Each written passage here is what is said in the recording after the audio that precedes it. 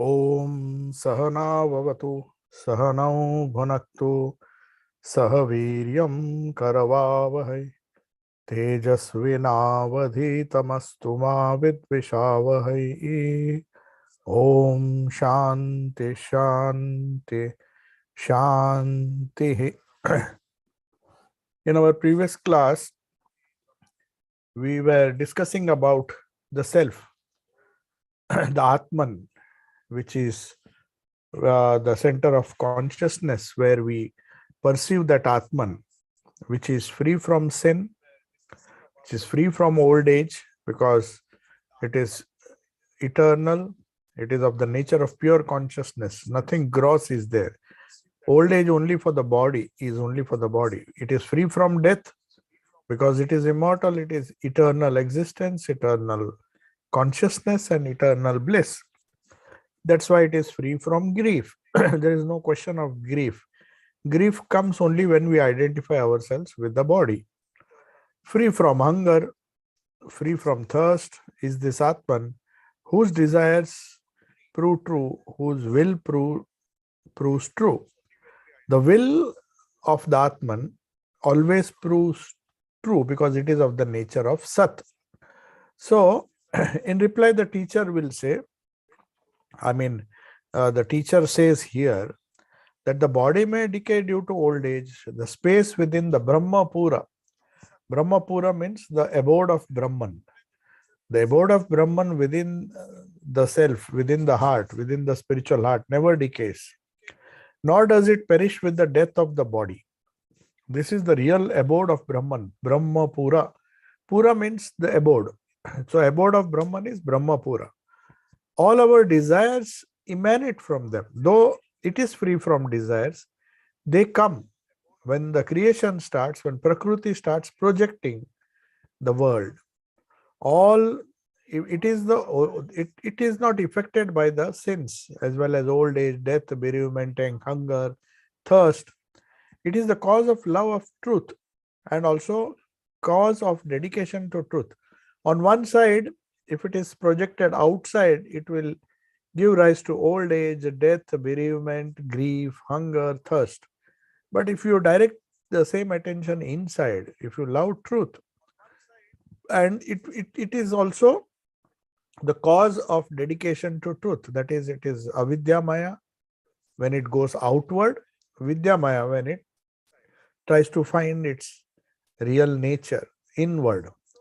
If a person strictly follows whatever, see, because it is a Brahmapura, the king, it has been compared to a kingdom.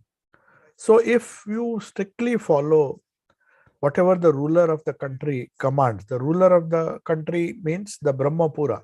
So Brahman is ruling our body.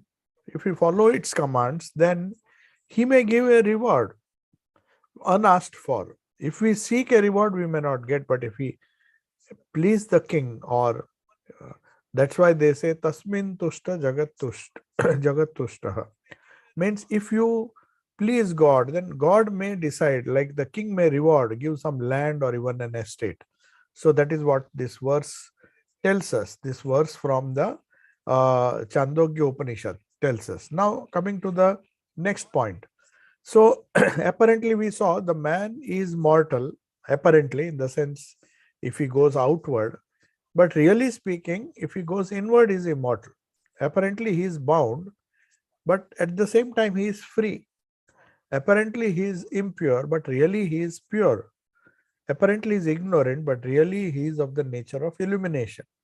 So by discovering this true self, not by going outside, but by going inside, going to the real king, the Brahmapura, the kingdom of God which is within us, man is reinstated in his innate freedom, purity, and bliss.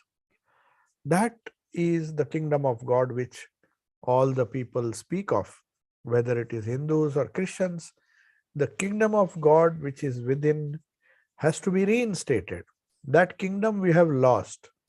That discovery of the true nature of the self, Sat Chit Ananda, in the Brahmapura means in the heart within, will reinstate that king, we will be in the presence of the king, and then the king may or may not give us whatever he wishes, he will give. So simultaneously, the person who enters the Brahmapura, he realizes his essential unity with the all-pervading Supreme Self, the soul of the souls, who dwells within each and every individual as the inmost self. So not only does he touch the self within, but he touches the self which is all-pervading. The same self which is within me, the same self which is without, in all the other human beings, not in their gross bodies, but in the depths of their heart. Once you realize that, then only you have complete self-fulfillment. So the Kathopanishad in the second chapter, second Valli, 13th verse, will see what it means. Eternal peace, the first I'll give you the meaning. Eternal peace belongs to such wise persons and not to others as such people who perceive him, who is the inmost self dwelling within, who is consciousness of all that is conscious, who is the eternal in the midst of the non-eternal, who though one dispenses the desired objects to many, being the all-knowing Supreme Lord. So what does it mean? Let us see the verse. The verse, Sanskrit verse is Nityo Anityanam, means he is the eternal amongst all that is non-eternal. Nitya Anityanam, Nityo Anityanam, Chetanas Chetananam, Achetananam. He is Chetana among all that are conscious. In among all that are eternal, he is the eternal one who pervades every being. He is the inmost self dwelling within, who is the consciousness of all that are conscious. All the animate and the inanimate objects which are conscious. He is the center of consciousness of all, who is the eternal in the midst of non-eternal, who though one. Bahunam yo vidadhati kaman, means because of our desires, because he dispenses, vidadhati means he dispenses the desired objects to many. He apparently gives the gifts. That is why we pray to God for our small gifts which we expect, because we cannot fully be one with the eternal. So we want our toys, we want our gifts, and it is he who dispenses the gift. At the same time, it is he who gives us, who is the eternal in the midst of non-eternal. He also dispenses gifts to others. So realizing that, we don't envy or be jealous of others, because he is the Supreme Lord. If he decides, he will give whatever he wants to whomsoever he wants. So because he is the consciousness among all that is conscious. Tam atmastham, tam atmastham, yenu pashyanti dhiraha. Dhira means those wise person. Wise or steady persons, persons with steady intellect, who are not wavering in mind, who are not doubtful, who are of firm faith, dhiraha. Such wise persons only get dhira tesham shanti shaswati na itaresham. To them alone and not to others belongs eternal peace. So if you want eternal peace, you have to be a dhira, tesham shanti, one not to others who perceive him as the inmost self. So first you realize the self within and then try to see that same self in others. That is what this verse says. That is the gist of what we discussed in this Kathopanishad verse. So to conclude, at the back of every finite center of consciousness, there are many jivas. There are many jivas, because everybody is trying to find its own center of consciousness, which we discussed as Pratyagatman. It is not the all-pervading Atman or Brahman, but the Pratyagatman, the center of consciousness of each individual, every sadhaka, every person, ignorant or wise. All of them have the center of consciousness. Some do not reach it. That is why they suffer, because of their ignorance. They place their center of consciousness in material things.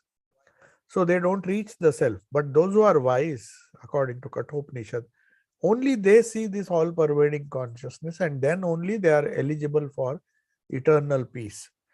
So just as the microcosm, each individual is held by the individual self or Jivatma or Pratyagatma, so is the macrocosm by the universal self. So the universe, the soul of the universe is the Lord or the universal self, and the soul of us, our limited jivas, the individual self, is the Pratyagatman. So the same Atman is pervading every being as Pratyagatman. So what is innermost in every person in the universe? What is innermost in the universe, like the self, the Ishvara, is innermost in every individual. There is no difference. Only we don't realize. We think it is just like a wave is essentially one with the boundless mass of water that the ocean is.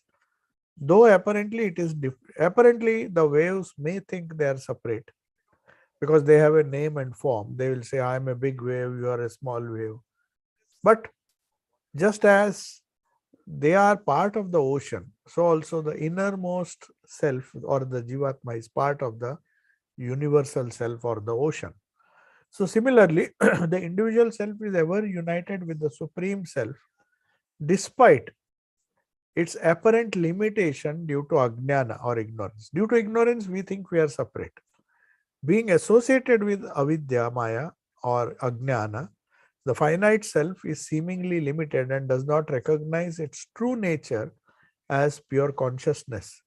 Its true nature is pure consciousness, but it thinks it is inert because of its ignorance. The ignorance or the avidya maya covers the self, covers its real nature, and we think we are limited. Yet its intrinsic luminosity, the consciousness that is within us, can never be destroyed. It is not affected. We may not understand it, but the light is still there. It is like there a lamp is burning, you take a big vessel and cover the lamp with that. It's not transparent, you can't see the light. So everything becomes dark, but the light is still there. It's only the ignorance that is covering the light. If instead of ignorance, if you use the glass case to cover the light will still percolate. So that is what advanced spiritual souls, they try to make their own form and name as pure as possible, as transparent as possible, so that the inner light shines. The light is there even in the ignorant people or the advanced people with Vidya Maya. Avidya Maya or ignorance, and Vidya Maya or knowledge, that which leads you towards knowledge. Both people have the same Atman within them, but it is not revealed. And neither does the luminosity or the knowledge or the consciousness is affected. That is why a person realizes himself as the knower of Ajnana and says, that is why Shankaracharya says, the person says, I don't know myself, I don't know my true self. I know myself as a limited self, as a person who is 60 years old with this much weight, with these qualities. I can define myself as this. But if you ask me who I really am, I have to honestly tell I don't know. So even that shows he knows himself as the knower of that ajnana. I am the knower of incomplete knowledge. The avidya maya is making me look like a wave, though I am the ocean. But right now I am not able to realize that I am the ocean. I think I am the wave. That's why I do not know my true self. I do not know the ocean. So just as a fire which is enveloped by smoke, that is another example which is given in Upanishads, gives some wonderful examples. The Shvetashvatar Upanishad we will discuss now in the second chapter, 14th verse. The example that is given is just as the smoke covers the whole fire. Suppose there is a big fire and there's a lot of smoke covering it. People can't see the fire, but there is the smoke. The fire does not lose its radiance because of the smoke. Similarly, the self, though it is covered by ajnana, does not lose its innate luminosity. So that's why the Shvetashvatara Upanishad says it in a beautiful way. It gives another example. Of course, it does not give the fire. It says, just as a lump of gold, if it is tarnished, gold cannot be tarnished by anything. It can be covered with dirt. So gold does not appear bright. It just as a lump of gold tarnished with dirt shines brightly when purified. So also the embodied being, seeing the truth of Atman, realizes oneness with Brahman, attains the goal and becomes free from grief. So we are all Brahman. So just like the gold, we are pure gold. But unfortunately, the pure gold, the consciousness is tarnished with dirt. So when it is purified, when the dirt is removed, when the gold is purified, the embodied being, the person who thought himself to be impure, sees the truth of the Atman, realizes oneness with Brahman. In the beginning, he realizes he is separate, he is sad, he is miserable, he is full of grief, he is ignorant. All these things he feels because of the dirt. So instead of fire and smoke, here the example given is just as a lump of gold is tarnished with dirt. Yathaiva bimbam mridayopaliptam. Mridayopaliptam means it covers. Tejomayam bhrajate sudhantam. It tejomayam, its brightness, luster is covered by this mrit means sand or dirt.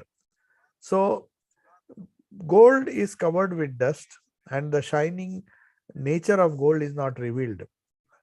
Tadva atma tattvam prasamiksha dehi ekah kritarto bhavati vitashokaha. That is why, if similarly, when the dirt is removed, how does the gold shine beautifully? When it is purified, how does it shine? Similarly, after realizing the truth, after realizing the Atman, then only the Jiva, the Atman, realizes its oneness with Brahman and attains the goal and becomes free from all grief. Vita shokaha. Vita shokaha means, shoka means grief. Vita shoka means without grief. So Sri Ramakrishna has declared in the gospel, to realize God is the supreme purpose of human life. Man can know God, this is Sri Ramakrishna's words, if he can know himself. If he can somehow touch the Atman within, we will then realize that the same God, by touching our own deepest self, we touch God. We touch the Supreme Self. So that is why the Ishta, we meditate on in the heart, not anywhere else. We have to meditate so that our Jiva, the center of consciousness, becomes one or merges with the consciousness of the Supreme Atman, Paramatman or Brahman. So in sadhana, we are supposed to conceive that Brahman has taken a form as Paramatma or as our Ishta Devata, and our little body, which is also a small form, is a Jivatma, tries for somehow unification with this Paramatma. When that happens, we use the avatara as a means to reach that Brahman. So by knowing himself first and trying to merge, we automatically merge with that God. So man can know God, as Sri Ramakrishna says, if he knows himself. So to realize God is definitely the supreme purpose of human life. But what do people understand when we say we have to realize God? The fact that is that when we realize our own self, the pure self, by removing the dirt, as you remove the dirt from the gold, then we find that all the gold everywhere is the same. It's not that my gold is brighter and somebody else's. All gold, they are part of the Paramatma who dwells within in the Brahma Pura. So that is what the third point we conclude this. And now the fourth point is which is very important to understand, is the ego and the self. The self means the real man. When I say self, I'm not talking of the lower self, which is nothing but the ego. So, what is the relationship between our ego, that is the little self, and the supreme self? So, when we are associated with our limited ego, we are known as it is the apparent man. So, when we say we are men or women, whatever it is, human beings, there is an apparent human being or an apparent man and a real man. So we have to realize the real man within us. Apparent man, we obviously know, we know partially. So the individual self, the individualized self, how does the individualized self project itself as a limited being? It is only through the ego. So the ego is the first product of this I-ness, the mode of the mind which say I am. As I told you, mind is divided into 4 parts: ahankara, chitta, mana, and buddhi. We have discussed this in great detail. So the ahankara, mano, buddhya, ahankara, chitta, we will come to that later, but the I-ness is the first, it is a characteristic of the mind. So the mind first takes the form of this I-ness. That little ego which says, I am Mr. So and so, I am rich, I am poor, I am strong, I am happy, I am sorrowful, and further identifies with the mind, the organs, and the body. First, the ego comes. So, manaha, buddhi, the mana, and all come later. But first, the ego comes. As the case may be, appears as the ego. So, with the mind and organs and the body, depending on how gross we are. If you are very gross, we will think our ego will identify with the body. If we are a little subtle, our ego will be identified with our mind. In fact, we identify with all the mind, body, senses, everything think we belongs to us. Yeah, definitely it belongs. But it is the ego that makes us think that I am so and so, I have such a body, I have this kind of prana, my prana is weak or prana is strong, my mind is weak or mind is strong. So as the case may be, the ego creates the apparent man. Ego is self-identified with the not self. It is not our self. Somehow it gets identified with the jada or the not self, neither of which undergoes actual change due to, though it identifies itself wrongly, it itself, the Atman, doesn't change. There is an appearance of change. We think we are changing. We think we are growing old. But Vedanta says you are not growing old. It is your ignorance, your ego is changing. Your ego, your mind, your buddhi, your senses, they are changing. The body is changing every second. Biology has proved that every day we eat food, many things are transformed, many things are going away from the body, many things are coming into the body. So even as a body, we are not same. Our body 1 second ago is different from our body now. Maybe after 10 minutes, it's a different body. It keeps on changing. It may be minute, minor changes, but something is changing within us. We are either growing in weight or lessening our weight. The prana is constantly changing. Our minds are changing. Sometimes we say, I am a happy person now. But within half an hour, you go and ask that same person. He says, I am unhappy. You just now said you are happy now. How come it? Because it's changing. And along with that change, the ego is also identifying. When it is happy, he says, I am a happy man. He does not say my mind is happy or my senses are happy, my body is happy. It doesn't say that. It says my ego, it satisfies the ego. So the ego is happy or the ego undergoes all the change for the good or for the bad. So kacha ami, that is the false ego or the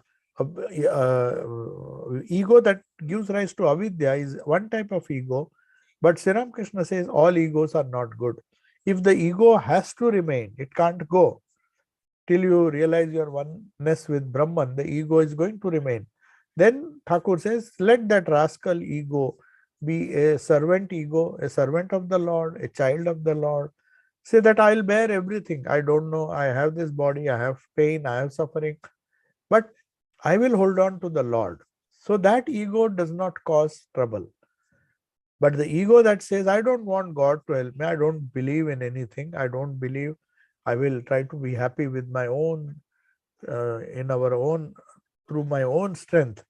And he tries to influence people and manipulate things.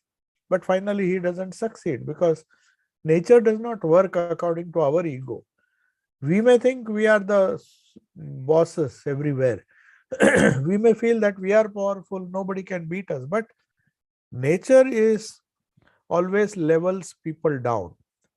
So Thakur, Swami Vivekananda in his Gyan Yoga and the lectures on Maya, he said, nature is a great leveler.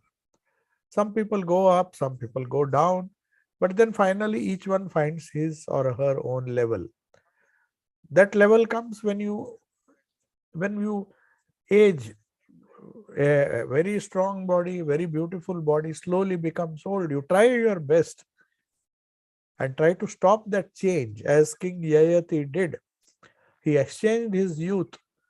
He exchanged his old age with the youth of his son, which was possible. But after all, he could extend only for 60, 70 years more. Again, he had to become old. So whatever one may do, the fact is that the change there will be a change when you come to the gross. If you accept it and keep away from that avidya maya, go towards vidya maya, then you say that whether I become old or young, I don't care. Definitely you become old and sick as days pass. But you say that I am the child of whether I become old or whether I reach 90 or whether I die before 80, I don't care, because my nature, my ego says that you are eternal, you are a child of the Lord, or you are part of Brahman. If you are an Advaitin, you will say we are Brahman ourselves. So, this is the apparent man. So, the apparent man, it is the ego which is tying as it were, the spirit and the matter. The Atma and Anatma tied together, as it were. The Atma thinks that it is matter and it suffers. So the spirit seems to partake some nature of matter. The gold or the fire, because it is covered by the smoke, people assume that the smoke is the fire. But the fire is pure, it is pure. Gold is also pure. As soon as you remove the dust, so the spirit seems to take the nature of matter, partake the nature of matter, and matter seems to partake the nature of spirit. That is why we think our money, our property, our wealth, everything grows. We think it is a conscious thing which will be eternally with us. We don't realize that it is just matter. It has no spirit behind it.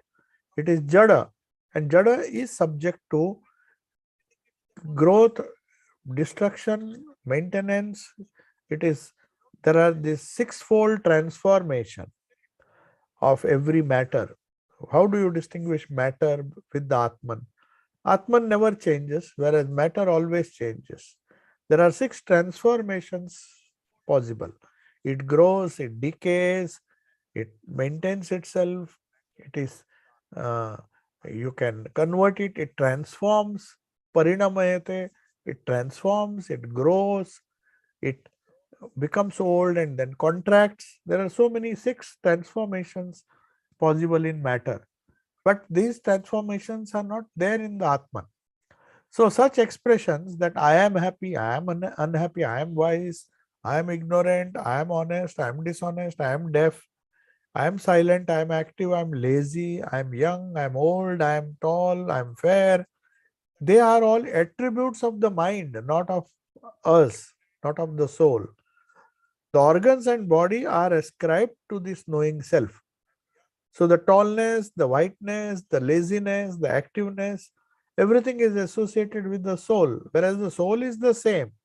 It is the eternal consciousness, it is not the body. So the apparent man is identified with the real man, with the knowing self. On the other hand, such expressions, we sometimes make some expressions like my mind can't think.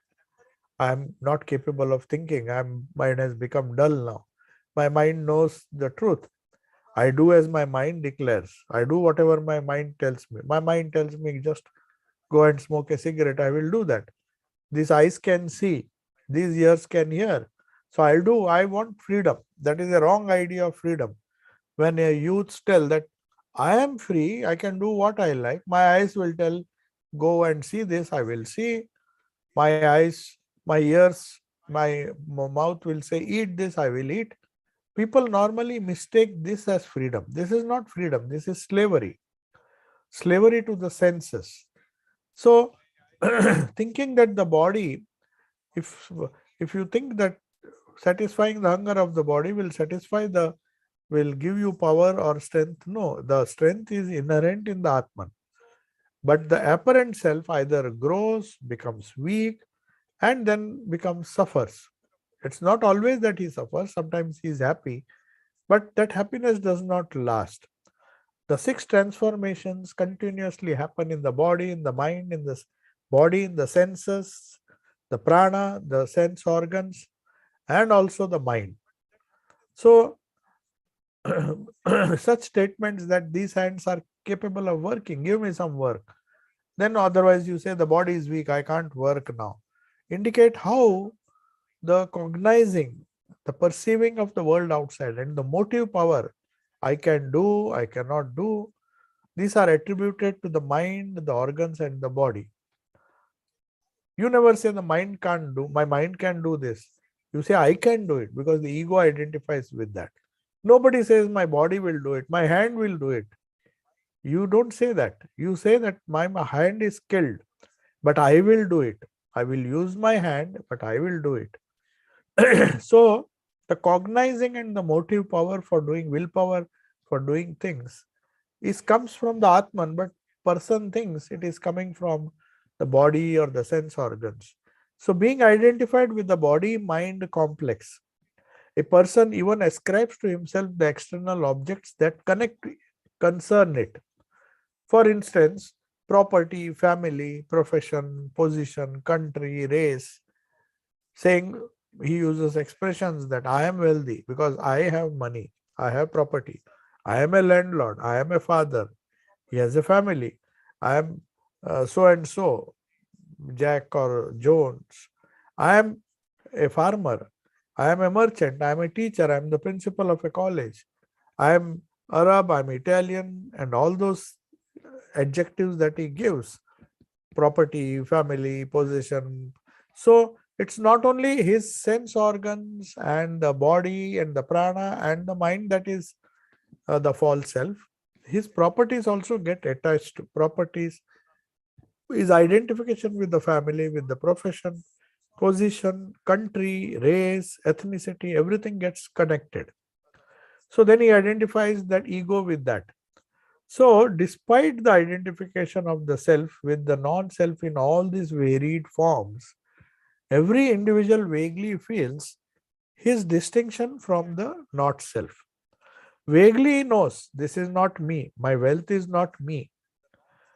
But somehow that identification is so strong, the ego is so strong that it just feels the money is me only.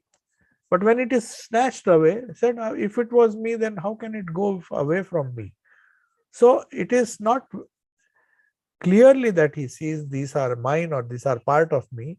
He vaguely feels that there is a distinction from the not self, from the temporary things. He is somebody who is not connected, but he has not realized this truth. If he realizes the truth that the not self or the temporary and the permanent soul are separate, then he is said to have realized God. But when he says my mind, my eyes, he is indirectly implying that I am something other than my mind. My eyes, I am something other than the eyes. There is some I inside. Though he doesn't know what it is, he is identifying. It is a vague identification with that supreme or Pratyagatman or the supreme self. And then he says, my family, my position, my clothes. So when he says that, my religion, my race, the owner, whoever it is, though I have not found who the true owner is, he distinguishes himself in a vague manner from what he owns or what he belongs to, even though it is not perceptible. It's not clearly perceivable by him. But at the same time, he knows that he is separate from what he possesses. Even the hands, he says, my hands. Oh, my hand is paining. But if the hand is paining, who is that I? That I is not the hand. The I says, this is my hand.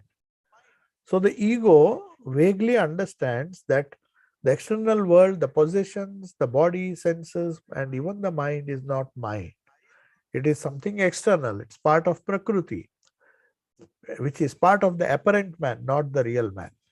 So the ego is the mischief monger here. It varies with the varying conditions of the body, the organs, the mind, the external situation. Everything changes the ego. If somebody praises you, the ego feels it is great. Somebody says, oh, what a wonderful person you are. Somebody makes fun of you or criticizes you, your ego shrinks, appears to shrink. It shrinks definitely. So the ego also varies. It is not just that the mind varies, the body varies, and the ego remains steady. No, the ego also changes. We say a person is full of ego. He is a very strong ego because he is so attached to his body and all the possessions he has that he thinks it is all mine. Who will dare to say it is not mine? So that ego is a result of avidya maya. That is, the more ignorance you have, the more stronger the ego. So it is the real man who disguises himself as the external man. And the ego, stronger the ego, the more the attachment, the varying conditions of the body, mind, organs, and the external situation, richness, wealth, property. The stronger the ego, the greater the identification with all these things. If King Janaka, they say, had no ego, he was the ruler of a kingdom.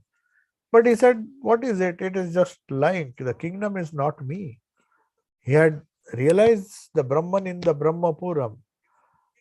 He was a realized soul. So he could be a king, but he did not identify the real man and confuse it with the apparent man that was King Janaka. He was a king, ruling over a kingdom. He did his duties, but that ego had gone. That is the only difference. The attitude that I am the king. He said, no, Janaka is a king. Janaka will do his duty. So Sri Ramakrishna never used the word I. He said, this body has seen so many visions. So he was very clear that myself and the self that sees visions, that does sadhana, that eats, drinks, is something different. So that Chaitanya, that eternal real self and the apparent self, when you disconnect it, that disconnection happens only when there is no ego. So it is the real man, as it were, is disguising himself as the apparent man. It's like in a drama. You know you're not a robber, you are just playing the role of a robber. But all the time you know that you are Mr. So-and-so, an actor. But because of the drama, I have to act, I have to play the role, and I act. And once the drama is over, I go back to my real self. So the change in the guise or the change in dress, sometimes some actors play multiple roles. That doesn't mean the person has changed. The inner man, the real man never changes. The apparent man keeps changing every moment. If there is more ego, the more he identifies with the external body and the mind and the senses. If he is less ego, then the body, mind, and senses will definitely change, but he will not identify. That is the idea. So the basis of the ego, the conscious self, the ego gets its power or consciousness from the conscious self. That is why it is so difficult to remove. It is very, very close to the self. It ever remains the same. The basis remains the same, but the ego changes. This finds expressions as the I. or the unvaried cognizer of the variations. So that feeling that I is involved, if you just think, that is what Raman Maharshi did. Raman Maharshi's simple sadhana was just try to find out who this I is.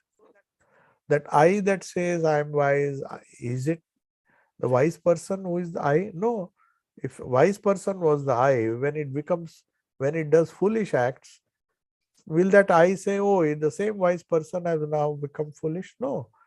They are totally different personalities. So the I, but there is one thing that maintains the identity. I, the wicked person, I, the saintly person, I who were small, I became uh, old, and I have become sick, I have got cured. So that hidden I, that constant I tries to search. The invariable I or the ego, if you just neglect it for some time, the variable I, and try to find out what is that fixed I, as Raman Maharshi said. The identity of the real identity of the individual, despite all these changeful experiences, if you don't get disturbed, that is why eternal peace is, Kathopanishad says, only to such a person there is eternal peace, because he is not disturbed. If his ego changes every minute, he loses $1 million.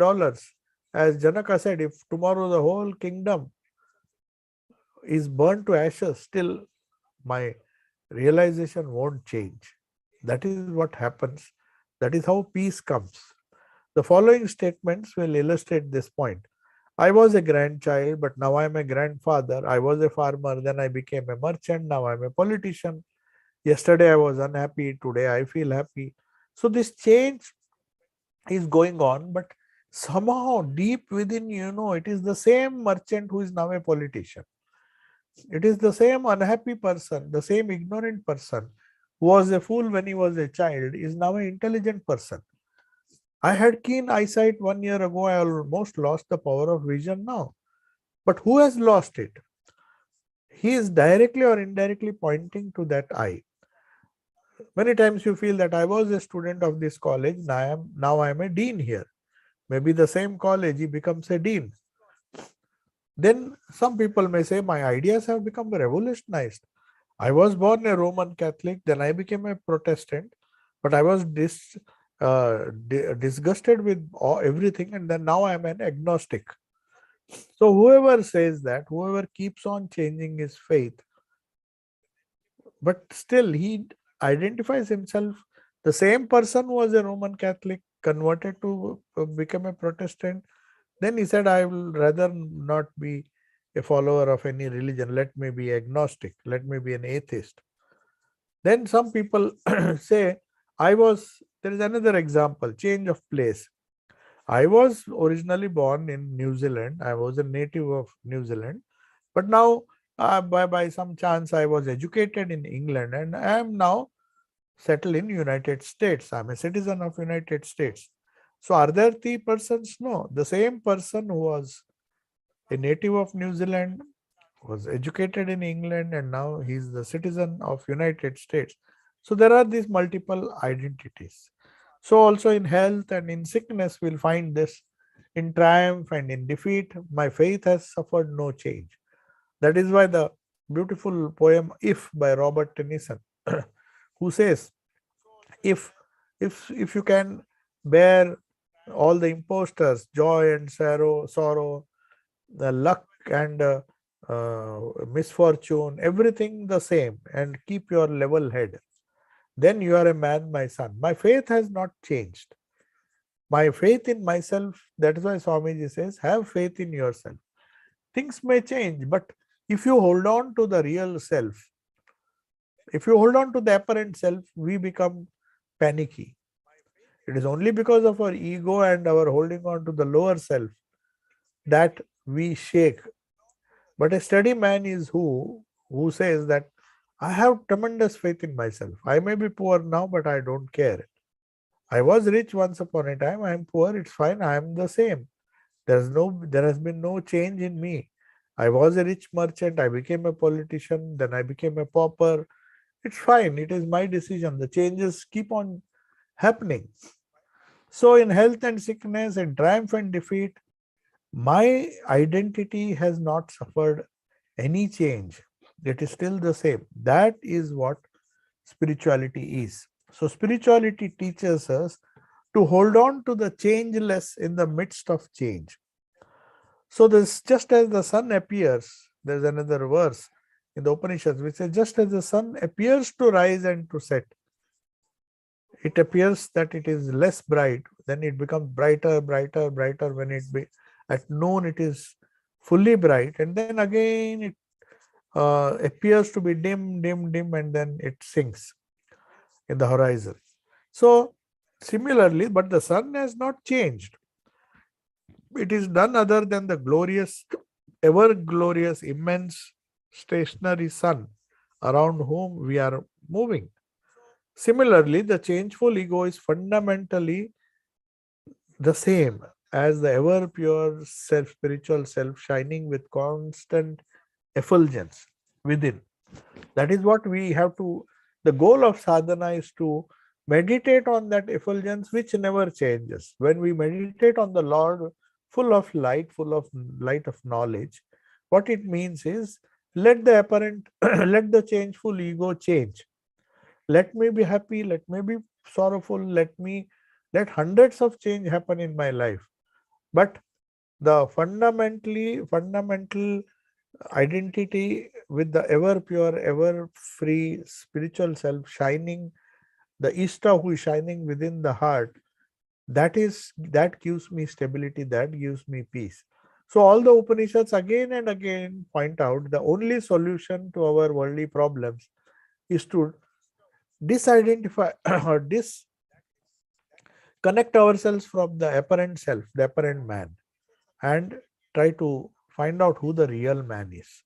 That is what that is the theme of the two Jnana Yoga lectures which Swamiji gave, the real and the apparent man. It's a beautiful talk he gave in Pimlico, that what happens when we know ourselves really, and not because of the false identification with our psychophysical system, which keeps on changing. And unfortunately, because it changes, it gives us happiness, sorrow.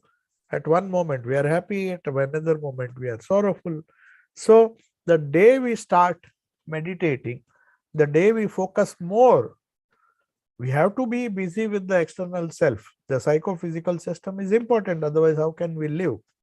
But we should spare some time to touch that real self, to know that real self, so that whatever happens to the apparent self, the real self is always shining, full of joy, Satchidananda. That is the whole idea behind spirituality. All movements, all changes, all development, all politics, fights, this thing, all degeneration, they are they are only pertain to the apparent man, not to the real man. So the real man, wherever he is, whichever country belongs to, is full at peace. If he has realized that kingdom of God within, then nothing without will help disturb him. So no matter whether they crucified him, or some people worshipped him, some people criticized him, crucified him for saying he's the king. So they thought he wants to become the emperor and dethrone the Roman emperor. So Jesus said, I'm talking of the inner self. My kingdom is the kingdom of heaven, not the kingdom of the world. But unfortunately, the changing self or the apparent man always thinks that Jesus referred to the apparent man, though he was referring to the real man. So man is mortal, man is born with potentialities. That is what human beings say. Oh, he has great potentiality. He has intellectual skill, aesthetic skill, moral skills. They're all privileges of man, no doubt. But man is also a potential lover of God. Man also, it is the same man who becomes a millionaire or becomes an intelligent person, a moral person. The same person attains freedom from bondage and sufferings. The same person who tries for dharma, artha, and kama also aspires to find the real man and not the apparent man, and tries for moksha. All virtue, all vice, wisdom, folly, happiness, unhappiness, bondage and freedom, strength, weakness, everything refers to the apparent man. It is the apparent man, the ego, that performs dharma or adharma and experiences the fruits of life. Either they are sweet or they are bitter, while the real man, the transcendental self, witnesses all the changing conditions of the ego, ever shines in the blissful glory and neither enjoys nor suffers. This is illustrated by a beautiful verse. We will try to find out. The Mundaka Upanishad gives this beautiful example. Vasuparna sayuja sakhaya samanam vriksham parishasvajate tayoranya pippalam swadu. We will discuss this verse because we don't have time. This is a beautiful imagery which Swami Vivekananda also quoted in his talk on the real and apparent man. So this is a beautiful imagery of a bird, of two birds, one which is sitting on their inseparable companions, have similar name. One is Jivatma, another is the Paramatma. They dwell in the same tree. Tree means the body. One eats the fruits of varied tastes, other looks on without eating. Clinging to the same tree, the individual soul, the ego, becomes bewildered in helplessness and laments, oh, this fruit is bitter, this fruit is... He becomes free from grief when he finds the other bird is adorable, it's all free, and he recognizes his glory as inseparable from himself. He is in full joy of the consciousness of Brahman. So we will discuss this verse in our next class. So let me see if there are some questions. There are 3 questions. Atma is all pervasive. Everything is manifest by the all pervasive Atma. So what is Jivatma? After the body dies, it is said that the subtle body remains. Does it go out of the body after death? This cannot be true, as our gross body is just manifestation of the all pervading Atma. So what is Jivatma? Is when the death occurs, remember, death is only of the gross body. The ego doesn't go. The ego is still there. It is attached. The ego can be attached to the sthula sharira, the prana, but when the body goes, a little bit of prana which was attached to the body, that is gone. But the little prana attaches itself, that ego attaches itself to the whatever little udana vayu is there, and the subtle body, the mind, the samskaras. Nothing is lost. Whatever we have done, we have to carry that bag, that baggage. We just can't get rid of baggage. We have to go and take up another body. So the all pervading Atma will still be there. It will be there. It is there in the gross body. It is there in the subtle body. It will go nowhere till you become one with the Supreme Self. Till then we will get all blows. Our attachment to our gross body, we have to pay a price for it. Our attachment to our ego, we have to pay a price for it.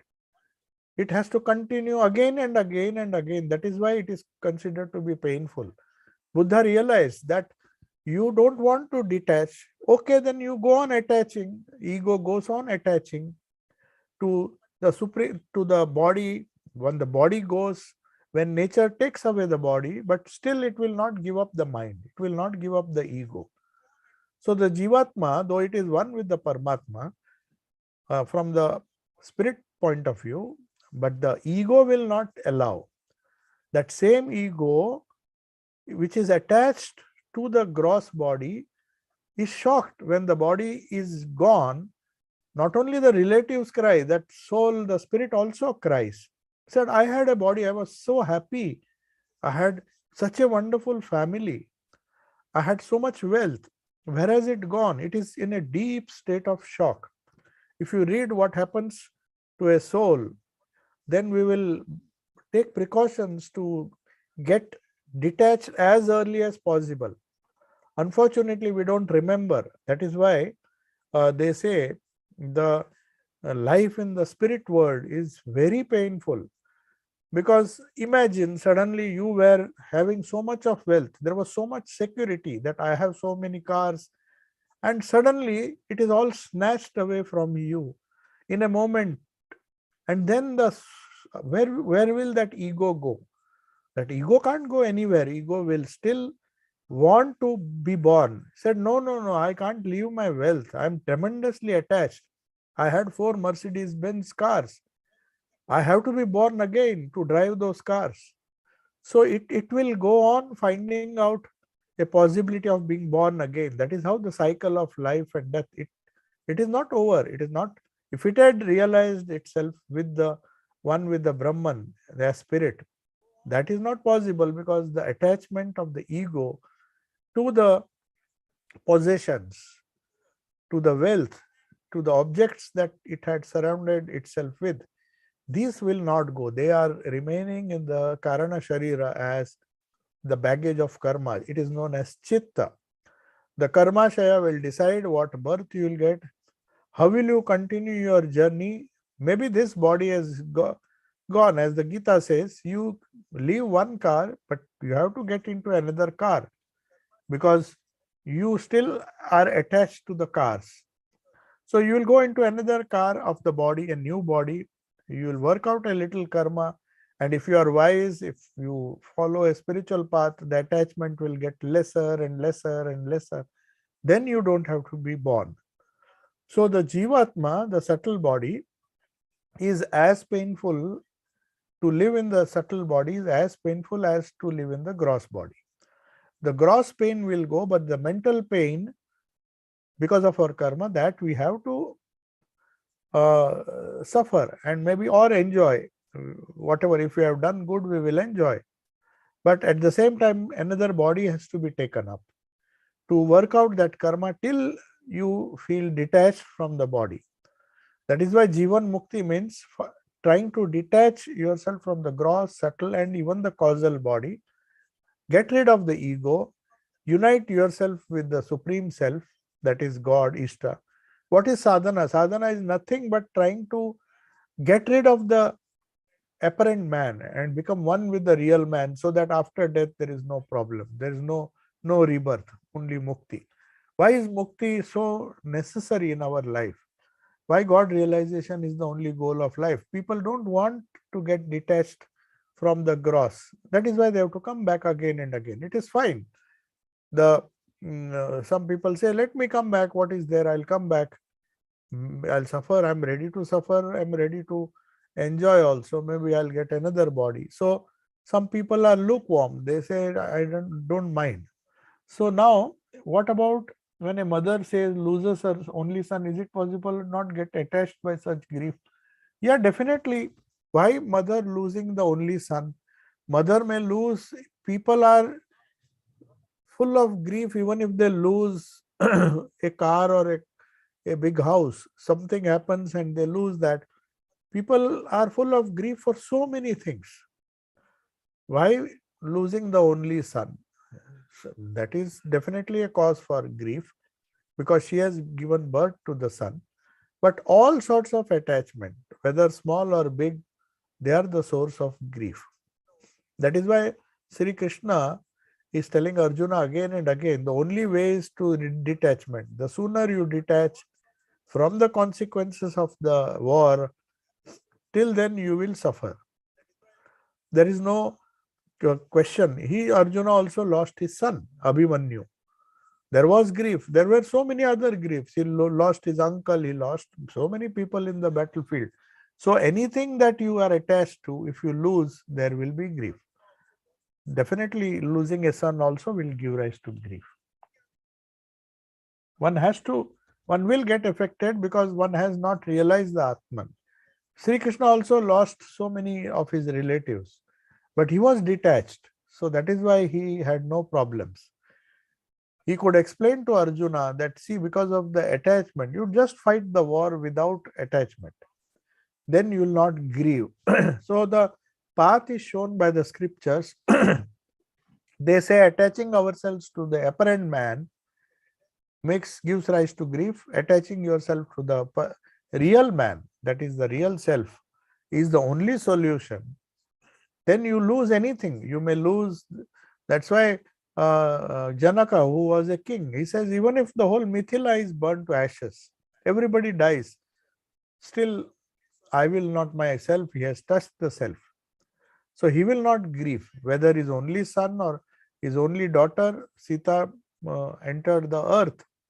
So whatever happened, he had realized that Brahman, so nothing could shake him. No grief could uh, deter him from identifying with the real self. That is the whole idea of moksha. Otherwise, why will we try for moksha if it doesn't help us to gain anything? The only thing it gains for us is the eternal life, the kingdom of heaven, as Jesus said. We reach the kingdom of heaven, kingdom of spirit, which is in spirit. It is not a kingdom where you will have a luxurious room and luxurious food and good health. That is the wrong idea of heaven. This kingdom of heaven is the kingdom of spirit, which does not change. If one expresses concern about others, is this still an ego? For example, if my child is suffering, other's child is also suffering. If my family members are unhappy as they are unsuccessful and I feel others are similarly unhappy, is this an ego? Yes, everything is, as I told you, the ego, anything that you identify with temporary things is a result of ego. But as I said, there is a bad ego, there is a good ego. Kacha ami, paka ami. That ego which says, I am united to God, I am a child of God, I will bear all this suffering, whatever is happening, it is the will of God. That is also an ego. It's a positive ego. Helping others also is a positive ego. That why I'm helping others. Why? Because they are children of God. That is not harmful. That ego is not harmful. That is why Thakur said there are two egos. One is the selfish ego, another is the unselfish ego. Vidya Ami or Avidya Ami. The unselfish ego is the Vidya Ami. That is why he says that selfish ego is what you should be bothered right now.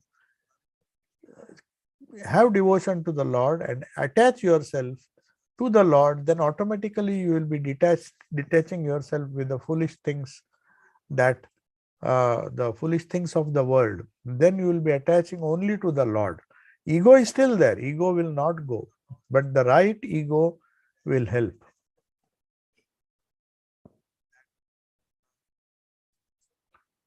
How to do sadhana is finding the guru, the start of a journey in the spiritual journey. Yes, for most of the people, if they don't know the path, finding a guru is the only way. But if the Lord himself decides, it is the Lord who decides who one's guru will be. If you hold on to the Lord, if you hold on to one Ishta Devata or the Lord, or if you don't know, we can tell the guru, I don't know which Ishta Devata I should. Ishta Devata is nothing but Brahman. The Brahman coming in that form. It can be any god or goddess. So there are some Ishta Devatas. The mantra which is given of the Ishta Devata is the mantra of the method by which we identify with the real man, not the apparent man. So that is the goal of life. For any guru, for any disciple, the goal is to uh, attach oneself to the real man and give up the apparent man as much as possible. It's not possible to suddenly give up the attachments. We are attached to so many things. So it is slowly possible if we attach ourselves to something higher, something more powerful, something more permanent, then the lower attachments will slowly go. We don't have to give up. It will almost, it will slowly go away. Yeah. Om Shanti Shanti Shanti Harihi Om Tat Sat Shri Ramakrishna Arpanamastu.